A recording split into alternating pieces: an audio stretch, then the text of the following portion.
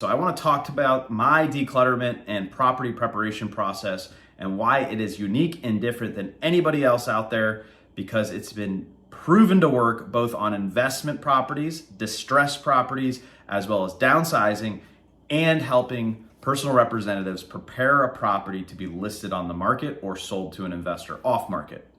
This same system is going to utilize a referral to an estate sale company if necessary. It's going to utilize proper junk hauling and declutterment services, but it's going to help the personal representative have clarity on exactly what they need to do with the property prior to landscaping, staging, photography, and all of that other stuff that we try to handle as real estate experts. So let me advise you on my declutterment strategy. I hope this is of value. If you have any questions, like I said, please click the link below, schedule a Calendly with me, and let's dive right into it. First things first, you need to do a personal property inventory. And I have a sheet on my website, www.oregonprobateagent.com. Go to the bottom. I think on the right-hand side, there's a resource that says personal property inventory. If you need a copy of it, I can send an email. But what you need to do is go into the house and take proper inventory of everything that has value or is an heirloom that's going to be passed on to one of the heirs. This could be guns, jewelry, coins, anything that's in a safe, paintings, expensive furniture, electronics, anything and everything. Take inventory of it using an Excel spreadsheet or a sheet provided so that you can get all of the items of value that are going to be in two categories, either sold and liquidated or kept and passed on to a family member. Create that inventory list. That's the first thing you want to do. I always suggest getting guns and safes out of a house if it's going to be vacant. Also, make sure that there's no personal property or personal documentation that has just been left out or in folders, wills, bills, invoices to banks or stock accounts, all of that, right? Remove all of the personal information, remove all the high value items out of the house and take inventory of everything that has value, okay? Next, what we're gonna do is all those items of value that can't be moved out of the house yet could be staged in a place like a garage. So if the garage is empty, what you can do is move all items of value or all items that are gonna be passed on to the heirs, move them to the garage. Create a staging area for items of value or items that are going to be kept. And I'm going to go through the 4-bucket system here in a second, but I want to provide you a clean place to put them, and so you know how to get them out of the house in an efficient manner so you can have family members move up, or all of that can be orchestrated logistically easily. So there's a 4-bucket system I use. Items you're going to keep, which is what we just talked about. Items you're going to sell, which is slightly what I just talked about. Items that are going to be donated to places like Goodwill, St. Vinny's, or anybody, homeless shelters. And number 4, items that are going to be thrown away. They have no value, no heirs, or you as a personal representative don't want them, and they're basically cluttering up the house, okay? And trash is always going to fall in that exact same pile. So 4 buckets. Items you're going to keep, items you're going to sell, items you're going to donate, and items you're going to throw away, okay? So the reason I had you start with getting all the items of value out to the garage or a staging area, which could be a living room if the garage is filled, is that you want to get those items out of the house as quick as possible, okay? These are the items that you're not selling, okay? And the reason I want to separate those two piles is these are the items everyone want to keep in the family. Items of value that you're going to sell, just keep them there. And what you're going to do is go to Home Depot and get blue painter's tape. You're going to rip off a piece of blue painter's tape, just like a yard sale, and you're going to mark every single item that you think either the estate sale company is going to sell and liquidate, or you're going to host a garage sale and try to liquidate as many of those items. If you know the perceived value or estimated value of that product, write on a Sharpie on that blue piece of tape on those items, okay? So now what has pretty much occurred is all personal possessions of value, safes, guns, all of it have moved to the garage and moved away from the property. They're off site, okay? Now you've marked all items that can be sold or want to be sold with blue tape with an estimated value. How do you find these values? eBay, Facebook, Craigslist, Googling, searching. Spend a little time, right? Spend 3-4 hours trying to get everything that you want to sell with some value, okay? You may be far off, and when an estate sale company comes in, they may say you're completely wrong, but you've created a system to get all the personal possessions or items of privacy off of the site or into the garage so that they're separated from everything else. And now you've marked all the items that you guys want to sell and liquidate. Next, call the estate sale company or host a garage sale, or jump on Facebook or Craigslist, pay somebody in your family, like a younger sibling, to put those items on Facebook Marketplace and start liquidating those pieces of personal property if you have correct authority to do so and your attorney is allowing you to do that, right? Keep track of receipts, keep track of how much money you've generated from it. Make sure you keep good record keeping, all right? But if an estate sale company is going to come in, they're obviously going to go through all those items. They're going to tell you what probably doesn't have value, and you're still going to be moving things into the donation and dispose piles as well. So let's review real quick before we get to the other two categories. What you've done is you've removed all items of personal property that have value or heirloom items that are highly sensitive, guns, safes, gold. Any of all that's going to stay within the family has moved off site. Now you've personally tagged every item that you guys do not want but think have value. And now you've called or hosted or attempted to sell and met with an estate sale company in order to get those items liquidated within some sort of timeline, preferably within 2 to 4 weeks, okay? Now that the estate sale company has come in, liquidated and removed all the items, and what is left is going to be your donation pile and your disposal pile, okay? Why this is super important to keep to the end is because you need to figure out what is left, right? If you have an estate sale, if you've donated, now you're going to be basically dwindling down this amount of personal possessions. And if you can't donate them, they need to go somewhere, guys.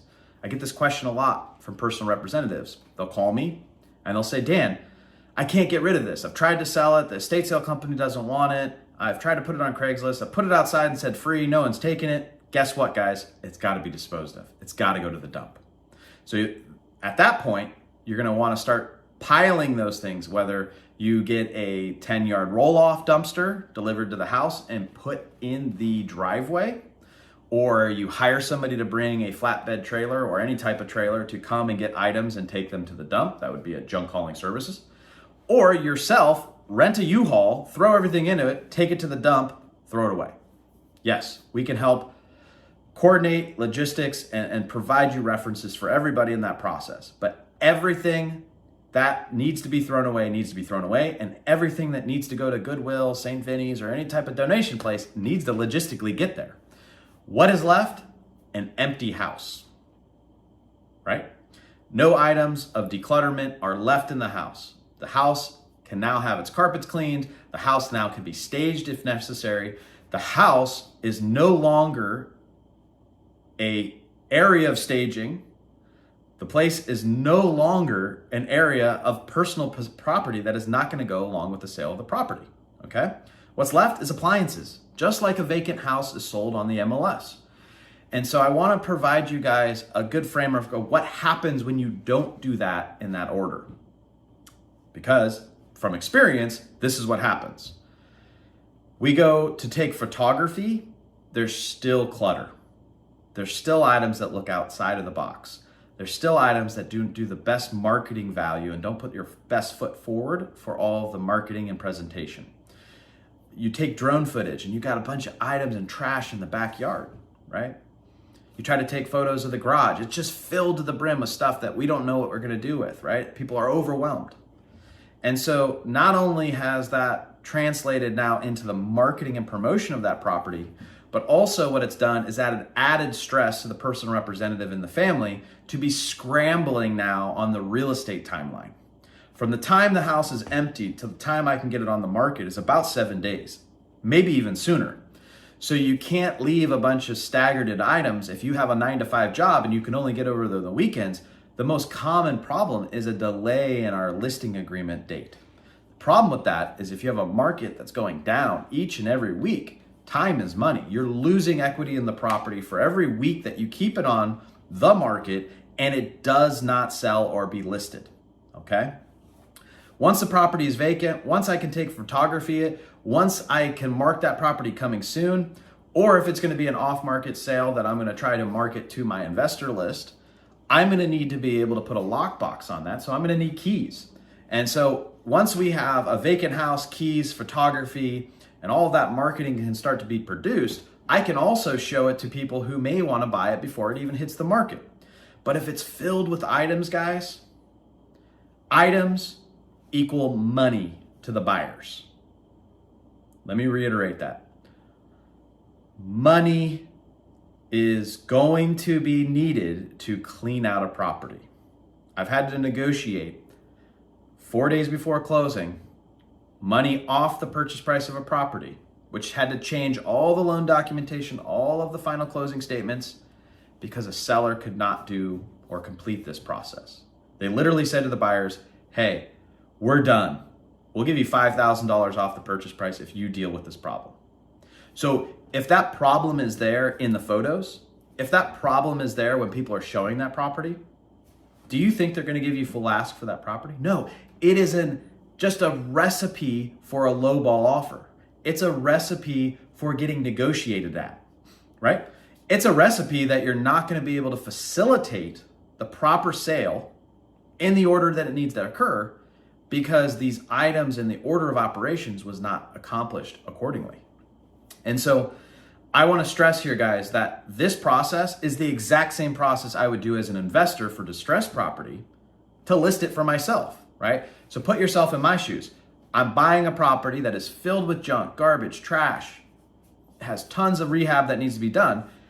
And I have to put those order of operations in. What do we do first? First, let's find items of value.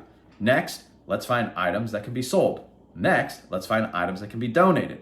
Next, let's put a roll-off dumpster and get everything thrown away or moved over to the dump. Next, let's make sure everything is clean. Now, what needs to be rehabbed or updated or done any terms of corrective work? Next, let's take marketing and promotion and put that into action. Next, let's get a sign in the front door and a lockbox and let's put it on the market. So don't try to reinvent the wheel, guys. Don't get overwhelmed. We can help you. That's why we're here. We can help give you the professionals that can speed up this process. And as the personal representative of this estate, a lot of times we can work with vendors that are not going to charge you until the property closes. That's right. So we want to make sure that you're following a declutterment strategy, you're following a clean out strategy that actually is going to work.